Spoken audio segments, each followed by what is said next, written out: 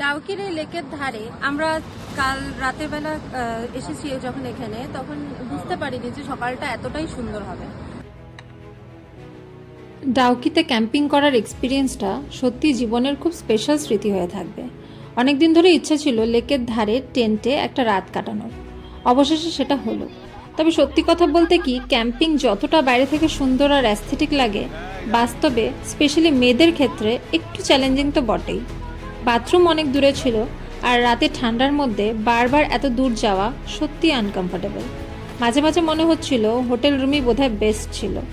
Comfort zone থেকে বেরিয়ে এসে অ্যাডজাস্ট করতে হয়েছে সব কিছুতেই।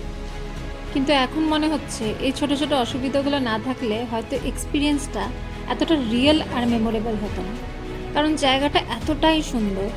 রাত বাড়ার সাথে সাথেই শুরু হলো আড্ডা। মজার ব্যাপার হলো আমরা কেউই বহু পুরনো বন্ধু নই, কিন্তু কয়েকটা ট্রিপেই আমাদের মনে হয় আমরা অনেক দিনের পরিচিত।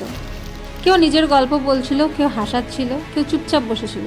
কোনো ফর্ম্যালিটি ছিল না, কোনো শো অফ ছিল না, শুধু কিছু মানুষ, কিছু রিয়েল কনভারসেশন আর একসাথে কাটানো কিছু সুন্দর মুহূর্ত। আর আমাদের গ্রুপে তো একজন আছেই, যতই টায়ার্ড হয়ে যায় না কেন, প্রায় সবাই ঘুমিয়ে পড়ার মতো অবস্থায়, তখনও সে বলবে একটা ছবি তুলে দেন না। প্রথমে সবাই একটু বিরক্ত হওয়ার অ্যাক্টিং করলেও শেষে আবার সবাই উঠে পোজ দিচ্ছি, হাসছি, ফটো তুলছি। আর সত্যি বলতে পরে গিয়ে ওই ক্যান্ডিড ছবিগুলোই হয়তো সবচেয়ে বেশি ভালো লাগে। এর মাঝেই আমরা আবার ছোট্ট করে বৈশাখীর বার্থডে সেলিব্রেশনও করলাম। কোনো গ্র্যান্ড আয়োজন ছিল না, শুধু পাহাড়, লেক, টেন্ট আর আমরা কয়েকজন মানুষ। রাতে ঠান্ডা হাওয়ার মধ্যে সবাই মিলে গান গাওয়া, হাসতে হাসতে কেক কাটা, আর সেই ছোট্ট ছোট্ট হ্যাপি মুভমেন্টগুলো সত্যি মনে থেকে যাওয়ার মতো। হয়তো সেলিব্রেশন বড় ছিল না, কিন্তু হ্যাপিনেসটা ছিল একদম রিয়েল। তারপর সবাই মোটামুটি ক্লান্ত হয়ে টেন্টের ভেতরে ঢুকে পড়লাম, আর এইভাবেই ডাউকি সেই সুন্দর রাতটা শেষ হলো।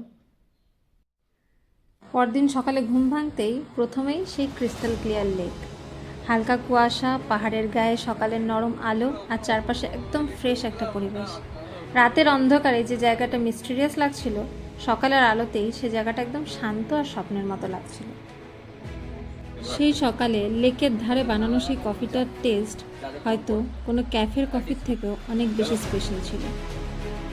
ডাউকি আমাদের কাছে শুধু একটা ডেস্টিনেশন নয়, এটা এমন একটা মেমোরি যেটা অনেক দিন পর মনে পড়লেও মনটা ভালো হয়ে যাবে। মনে পড়বে ঠান্ডা হাওয়ায় বারবার ক্যান্ডেল নিভে যাওয়া, লেকের ধারে বসে কফি খাওয়া, রাতভর আড্ডা, আর সেই র্যান্ডম ডায়লগ, একটা ছবি তুলে দিন না।